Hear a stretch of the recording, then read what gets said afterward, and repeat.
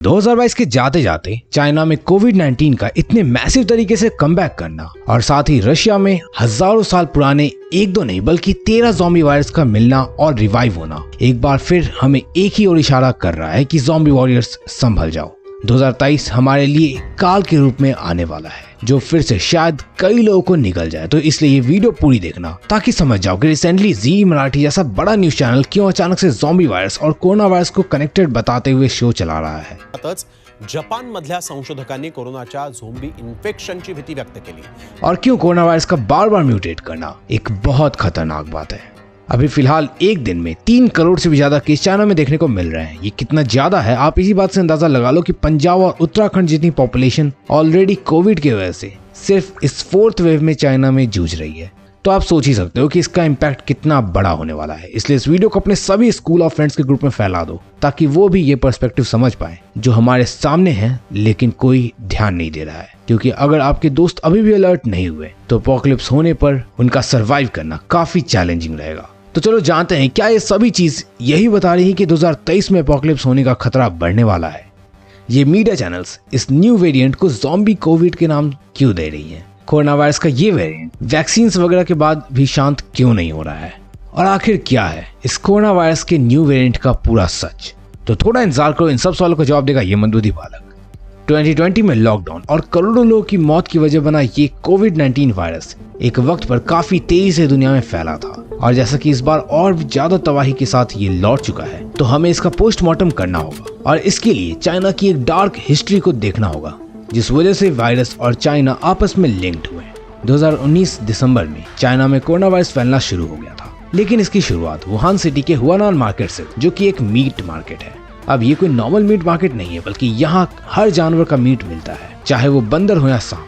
अब अगर आप भी ये सोच रहे हो कि ये कैसे लोग हैं जो कुछ भी खा लेते हैं, तो चाइनीज लोग की इस डाइट के पीछे एक बहुत डिप्रेसिंग और डार्क स्टोरी है और इसे जानने के लिए हमें चलना होगा उस वक्त में जब चाइना में माओ जेडोंग की कम्युनिस्ट सरकार थी। तब उनकी फार्मिंग पॉलिसीज ने चाइना में भयंकर फेमीन ला दिया था और सारी जमीन सरकार की होने के कारण वहाँ पे लोग खेती भी नहीं कर पाते थे और इस वजह से वहाँ के लोग जो भी मिल जाए वो खाने लगे, चाहे वो कुछ भी क्यों ना हो। सालों बाद ग्रेट चाइनीज फेमीन तो चला गया, लेकिन वहाँ आज तक भी वही कल्चर चला आ रहा है और यही एक बड़ा कारण था कोविड-19 के पनपने का। क्योंकि जब मीट मार्केट में अलग अलग प्रकार के जानवर आने लगे तो जानवरों और इंसानों में इंटरेक्शन बढ़ने लगा और इसकी वजह से वायरस ह्यूमंस में भी जंप कर गया। आपको बता दूं, जब ह्यूमंस और वाइल्ड लाइफ इंटरेक्ट करते हैं तो वायरसेस को मौका मिलता है कि वो ह्यूमन साइकोलॉजी से इंटरेक्ट कर पाए। इससे वो वायरस ह्यूमन बायोलॉजी के हिसाब से ढल पाता है। जितना ज्यादा एक वायरस किसी ह्यूमन बायोलॉजी से इंटरेक्ट करेगा उतना ज्यादा वो वायरस और भी घातक होता जाएगा। ऐसा monkey pox, Ebola virus, rabies और मर्स जैसे कई सारे वायरस के साथ ऑलरेडी हमने होता हुआ देखा है और यही वजह है कि कोविड-19 जैसा सार्स वायरस इस एयर ट्रांसमिशन प्रॉपर्टीज के साथ एक ज़ॉम्बी वायरस में भी कन्वर्ट हो सकता है। अब चलो जानते हैं कि ये वायरस जाने का नाम क्यों नहीं ले रहा और क्या इंडिया के लिए ये खतरा साबित हो सकता है। तो इसके लिए हमें ये समझना होगा the Chinese virus combat strategy.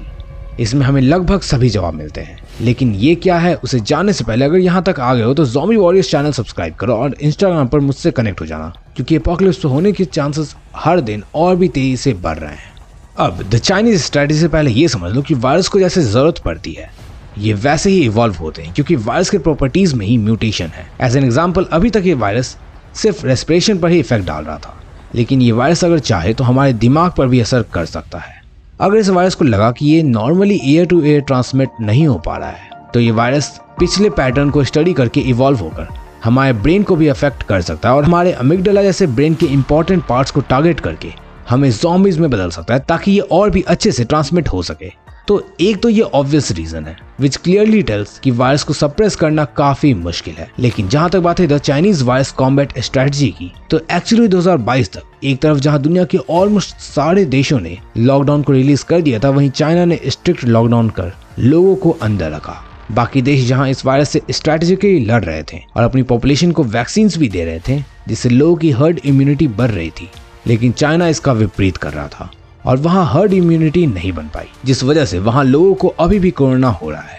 Anthony फॉची, जो अमेरिका के एक बड़े साइंटिस्ट हैं और जो बाइडेन के एक एडवाइजर भी रहे हैं, वो कहते हैं कि हर्ड इम्यूनिटी वैक्सीन से भी कहीं ज्यादा जरूरी है, जो चाइना की कभी भी नहीं हो पाई, क्योंकि वहाँ के लोगों को कोरोना को टॉलरेट करने की जगह उन्हें और सेंसिटिव बना दिया गया। और यही वजह है कि चाइना में वैक्सीनेशन के बावजूद 60% पॉपुलेशन कोविड का फिर से शिकार बन सकती है। एक्सपर्ट्स कहते हैं कि नेक्स्ट 3 महीने के अंदर वापस 2020 वाला नजारा देखने को मिलेगा, जहां लॉकडाउन्स, वर्क फ्रॉम होम सब एक्शन में दिखेंगे।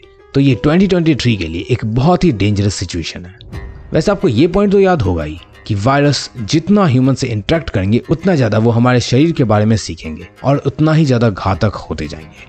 और अब एक बार फिर ये इंटरेक्शन बढ़ने वाला है, जिसका मतलब वायरस के अंदर मौजूद RNA हर स्टेप में इवॉल्व होगा और अब जैसे कोविड स्प्रेड होगा वो एक लार्ज जीन पूल से इंटरेक्ट करेगा और उतना ही ज्यादा परफेक्ट होता जाएगा। और इस तरह कोविड की अगली वेरिएंट इवॉल्व होगी और वो वैक्सीन प्रूफ बनती जाएगी। आपको बता दूं, Z24 तास की एक रेप्यूटेड मीडिया चैनल में भी कोरोना वायरस के इस वेरिएंट पर बात हुई है और वो इस नए कोरोना वायरस वेरिएंट को ज़ॉम्बी कोरोना वेरिएंट बोल रहे थे। आप समझ सकते हैं कि क्यों ये ऐसा बोल रहे हैं, क्योंकि इसके काफी ज्यादा चांसेस है कि आगे ऐसा कुछ हो जाए। वैसे ऐसा कहने की एक वजह ये भी थी कि ये न्यू वेरिएंट किसी डेड बॉडी में 17 डेज तक रहता है, जो इसे और भी ज्यादा हॉरिफाइंग बनाता है। क्योंकि जैसा कि वायरस म्यूटेट्स, तो ऐसा भी हो सकता है कि ये वायरस इस तरीके से भी म्यूटेट हो जाए कि ये बाइट बॉर्न हो जाए, मतलब कि फिर ये काट कर एक दूसरे में फैले। इनफैक्ट साइंटिस्ट ने पहले भी कई ऐसे वायरस को देखा है जो एंटीबायोटिक रेसिस्टेंस डेवलप कर लेते हैं, मतलब हमारी एग्जिस्टिंग वैक्सीन्स उन पर अफेक्ट नहीं करती। और अभी कोविड के साथ भी कुछ ऐसा ही हो रहा है। एंड लेटर यह बिल्कुल पॉसिबल है कि कोरोना वायरस का म्यूटेशन काफी स्ट्रांग हो जाए और इससे ज़ॉम्बी वायरस जैसा कुछ आगे फैलने लग जाए, जो हमारे ब्रेन को टेक ओवर कर ले। सीरियसली वायरस बहुत ही अमेजिंग होते हैं। ये हमारे लिविंग बीइंग की डेफिनेशन को चैलेंज करते हैं। ये ना ही डेड और ना ही अलाइव होते हैं। इनके पास लाइफ के लिए RNA और DNA तो है, मगर इन्हें किसी दूसरे लिविंग बीइंग पर डिपेंड होना पड़ता है अपने आप को रिप्रोड्यूस करने के लिए। ये लिविंग सेल्स में DNA या RNA इंसर्ट करके सेल्स को हाईजैक कर लेते हैं और फिर ये उससे अपनी हजारों कॉपीज बनाते हैं और हमारा इम्यून सिस्टम इन्हीं कॉपीज को समझकर उन्हें मार देता है। लेकिन वायरस भी धीरे धीरे इम्यून सिस्टम को धोखा देना सीख जाते हैं। वो अपने आप को इस तरीके से इवॉल्व करते हैं कि वो मोस्ट एफिशिएंटली फैले और ज्यादा से ज्यादा लिविंग बीइंग को इन्फेक्ट करे। और इसलिए जब लॉकडाउन लगेगा तो कोरोना वायरस भी इस तरह से इवॉल्व हो सकता है कि वो एयर ट्रांसमिशन की जगह एक रेबीज वायरस की तरह फंक्शन करने लगे। स्लोली ये हमारे ब्रेन को उकसाने लगेगा किसी भी चीज को बाइट करने के लिए। आपको ऐसा लगेगा कि किसी चीज को काटे, आपको क्रेविंग होगी और एक्सट्रीम केसेस में ये एग्रेशन और लॉस ऑफ इंटेलिजेंस जैसे सिम्टम्स भी शो करने लगेगा। एंड देन ये हमें माइंडलेस एग्रेसिव ज़ॉम्बीज में कन्वर्ट कर देगा, बिल्कुल रेबीज वायरस की तरह, जिसमें इंसान कुत्ते की तरह भौंकने लगता है। अगर दुनिया की सबसे डेडलीस्ट डिजीज रेबीज के बारे में नहीं जानते हो तो उस वीडियो का लिंक डिस्क्रिप्शन में मिल जाएगा, याद से देख लेना। तो कंक्लूजन यही है कि 2023 एक बहुत डेंजरस और अनप्रेडिक्टेबल ईयर होने वाला है। कोविड-19 काफी ज्यादा इवॉल्व हो सकता है और कई देश बायो वेपन्स के साथ भी रेडी हो रहे हैं, जो हमारे लिए ही खतरा बनेंगे। इसलिए रेडी रहो अपने सर्वाइवल स्ट्रेटजीज के साथ। अब अगर आपको बाबा वेंगा की 2023 को लेकर प्रेडिक्शंस को देखना है, जिनकी ज़ॉम्बी वायरस की रिवाइव होने वाली बात ऑलरेडी सच हो भी चुकी है, तो लेफ्ट साइड पर क्लिक करके देख लेना। वहीं अगर आपको रशिया के द्वारा प्लान किए जा रहे बायो वेपन्स के बारे में जानना है कि क्यों वो बार बार साइबेरिया से इतने खतरनाक वायरस को निकाल रहा है और वो इन 13 ज़ॉम्बी वायरस का क्या करेगा, तो राइट साइड पर क्लिक करके उस वीडियो को भी देख लेना।